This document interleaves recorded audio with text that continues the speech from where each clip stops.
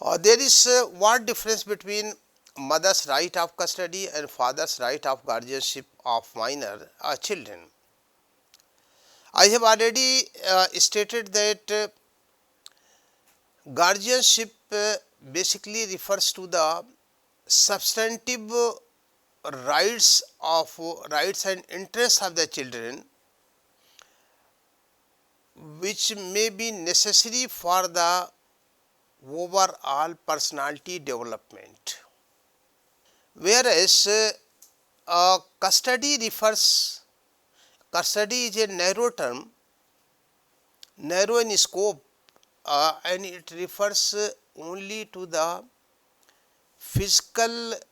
keeping of the child or upbringing of the child. This difference has been explained by the Privy Council in Imam Bandi versus Mutasaddi,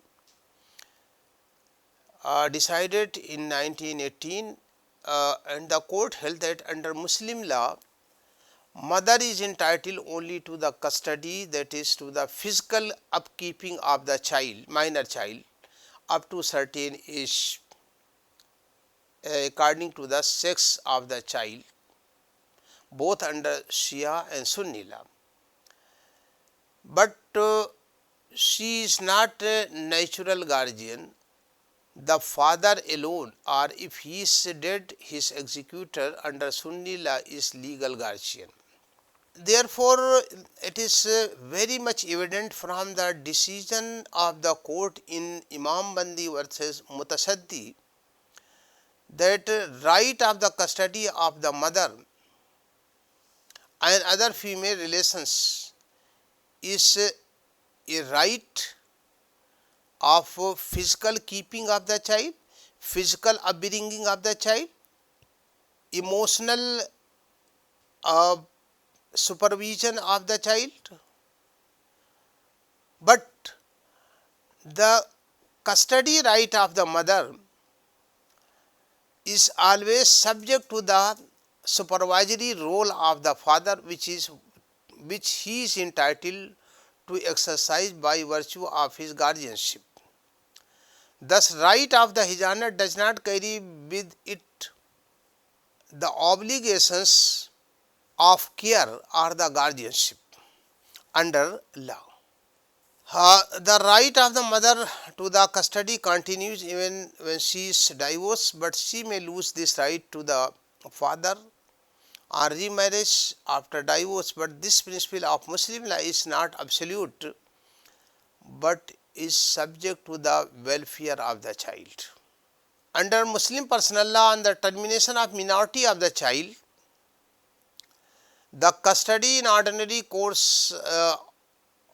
of circumstances devolves on the natural guardian, who may be the father or his executor,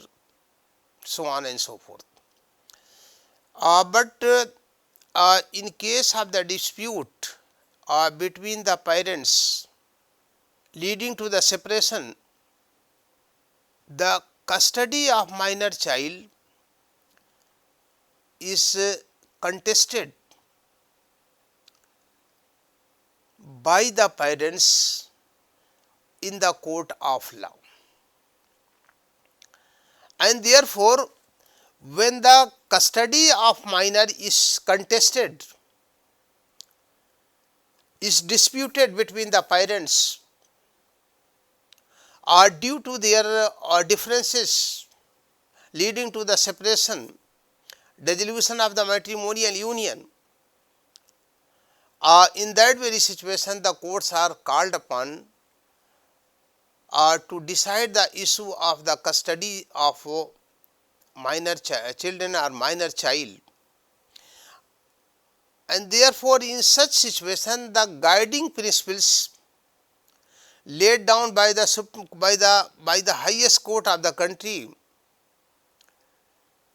for the courts to decide issue of the custody is that the court should decide the issue of the custody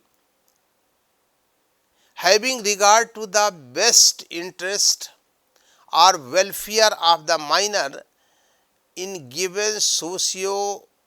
economic conditions. Therefore, the Supreme Court of India, that is the apex court of the country, as well as high courts, have consistently held that in custody disputes, the principle to be followed in deciding who shall be the best person entitled to the custody or to the custody of the minor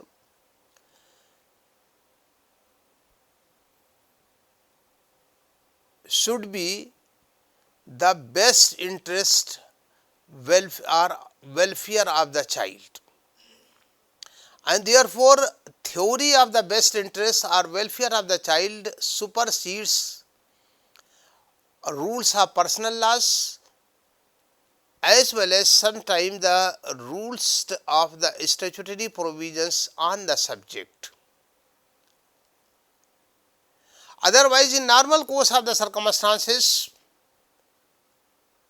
personal law lays down the hierarchy of the persons entitled to the custody of the minor as well as to the guardianship of the minor. But in case the parents are fallen out and they are disputing over the issue as to who should be the child should be under whose care, custody, and matter is before the court, and there is a prayer before the court by the parents as a party before the court to decide who can be entitled in the given circumstance, having regard to the sex of the child, either father or mother or somebody else. The court should decide such issues or this issue, not having regard to the strict rules of the personal laws or the statutory law, but a new concept has been evolved by the Supreme Court by means of the successive judgments, and a theory has been developed, and the theory which has been developed in order to take a final call on the issue of the custody of the child when it is disputed, and that their theory which has been propounded by the Supreme Court in various judgments, successive judgments, that theory is known as the best interest theory of the child or welfare of the child. And this best interest theory or welfare theory of the child basically is based on the personal laws read with secular law, that is the Guardians and Ward Act 1896. And therefore, normally now the courts decide the dispute of the custody of a child having regard to the best interest of the child or having regard to the welfare of the child. What constitutes the welfare of the child or what is the best interest of the child? That has also been illustrated by the Supreme Court time to time, or has been explained by the Supreme Court, or guidelines has been laid down to assess what can constitute a welfare or best interest of a child in a given circumstance. Time to time courts have laid down guidelines. Illustrative case may be here Neel Ratan Kundu versus Abhijit Kundu, decided in 2009 by the Honorable Supreme Court. The court held that welfare of a child is a generic term, and therefore it cannot be measured merely in terms of the money or physical well-being or physical comfort, but the word welfare or best interest of the child must be taken its widest sense, in wider perspective, that the tie of the affection cannot be disregarded. meaning thereby that it is a broader, welfare is a broader word, and it means and includes not only the materialistic things, which of course may be necessary for the upbringing, good keeping, as well as for the uh, future interests of the substantive future interests of the child. No doubt, material things cannot be disregarded, but only the material thing cannot be cannot form the basis to take decision who will be entitled to the who will be entitled to the custody of the child. Rather, along with the material things, who is best affectionate to the child, who is best emotionally attached to the child, or child is emotionally attached to which parent, either father or mother or somebody else. So, along with the material things, emotional things, emotional consideration, or the nature of the relation of the child, natural relation of the child in a given circumstance will also be given the priority and preference in deciding what constitutes the welfare of the sometime. One parent may be very rich, well resourced person, but may not be taking interest in the child due to attending facts and circumstances. Therefore, he may not or she may not be entitled. At the same time, if the claiming parent is not having as much resources as the other parent may be, but in the given circumstance he may be taking more and more interest in the well-being of the child, and therefore he will have the preference over the parent who is resourceful in the given circumstances.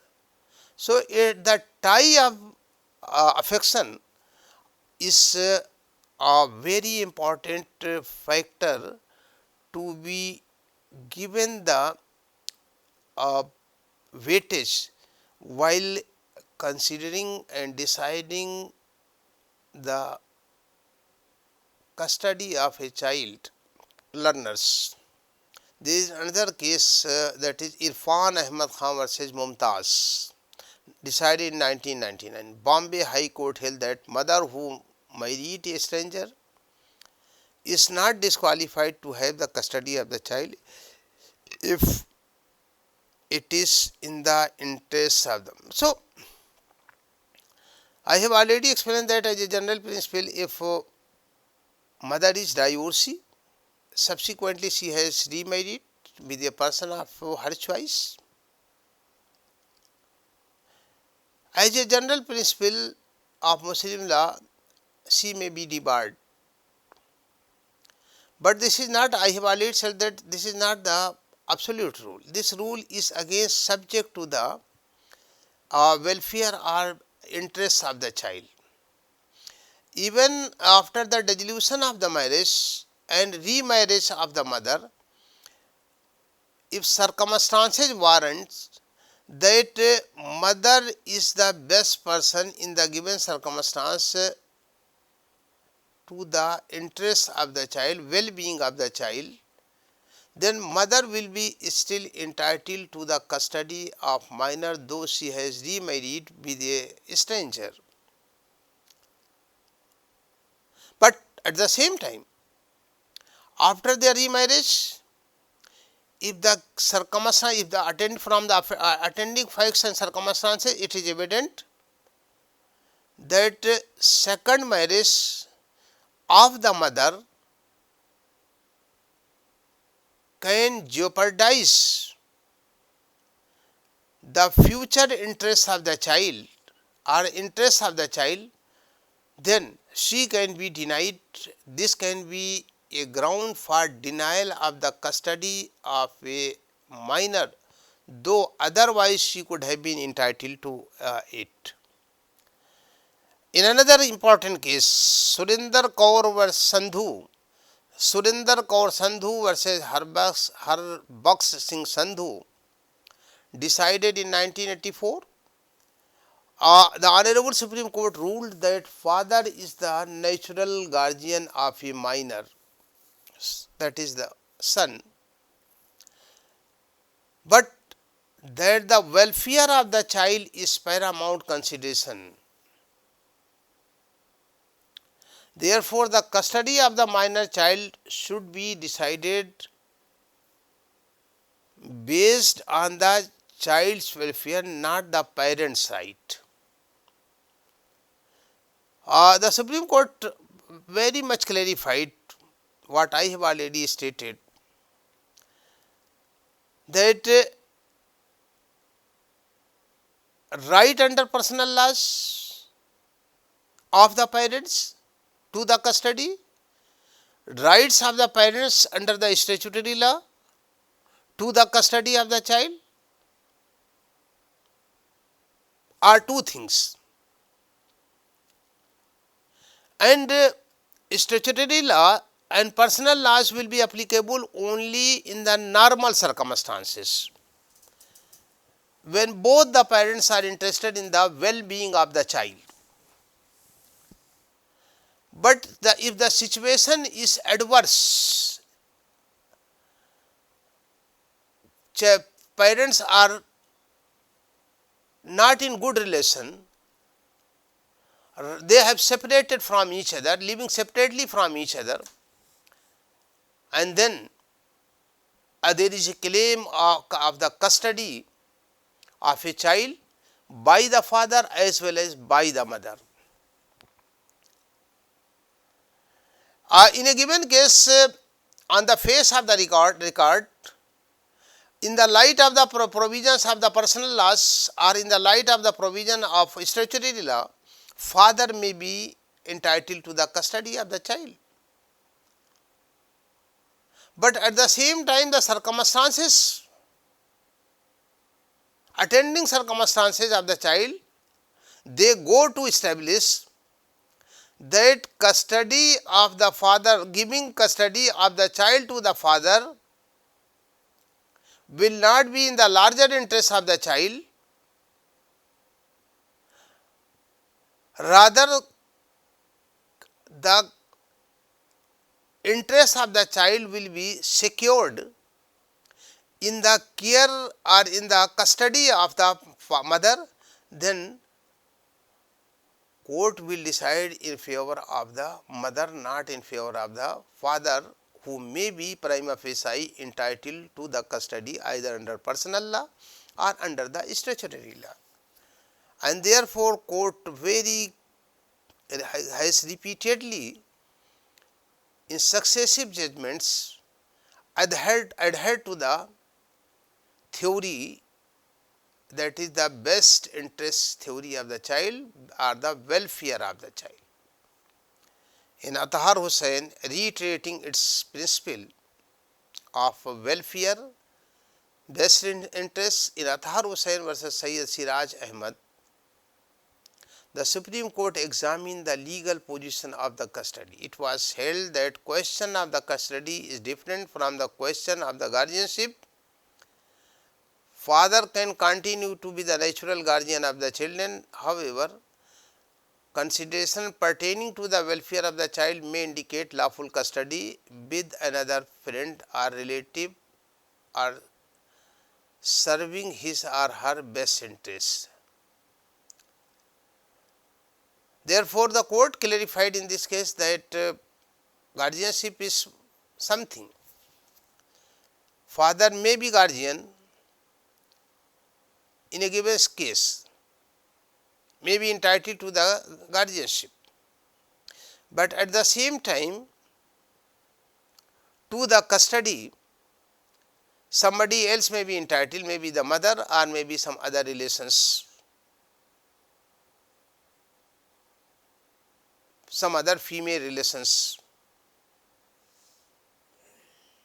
In Shazia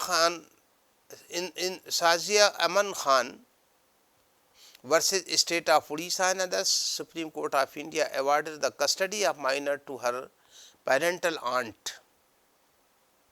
overturning the decision of the Odisha High Court which ruled in favor of biological father. Supreme Court, acknowledging evolving maturity and agency of the girl, directly engaged with her, spoken her with her. The minor conveyed her preference to continue residing with the appellant, citing the profound emotional attachment. While acknowledging the importance of biological relationship, the court declared that they must not supersede paramountcy of the child's best interest. Thus, for deciding the question of custody and guardianship of minor children, what can be the basis of the decision? That is, or what can be the paramount consideration? That is the welfare of child, not paternal authority under the statutory law or personal law. All ladies and gentlemen, after mother female relations entitled to the custody of minor are mother's mother, father's mother, mother's grandmother, father's grandmother, howsoever high may be they, full sister, uterine sister, who are full sister, uterine sisters, daughter of the full sister, howsoever high may be, daughter of uterine sister, full maternal aunt, uterine maternal aunt, full paternal aunt. So, these are the some female relations who in default of the mother, due to either her death or otherwise if she has been rendered unfit to be the caretaker of the child, then some other relations who are just mentioned here will be entitled to the custody of a minor child, and the court, if otherwise is satisfied, may grant custody in case of the dispute or claim in favor of such female relation in order as mentioned here. Further, friends, in the default of above mentioned female relations, custody right has been assigned to the following male relations in order of preference, and those relations are: number 1, father; number 2, nearest paternal grandfather; 3, full brother; 4, consanguine brother; 5th, a full brother of the father; 6, consanguine brother of the father; 7th, son of the father's full brother; 8, son of the father's consanguine brothers. They will be entitled to the custody of minor child in the absence of mother, in the absence of other female relations. They will be entitled to the custody of minor children. But here it should be noted that no male is entitled to the custody of an unmarried girl unless he stands with the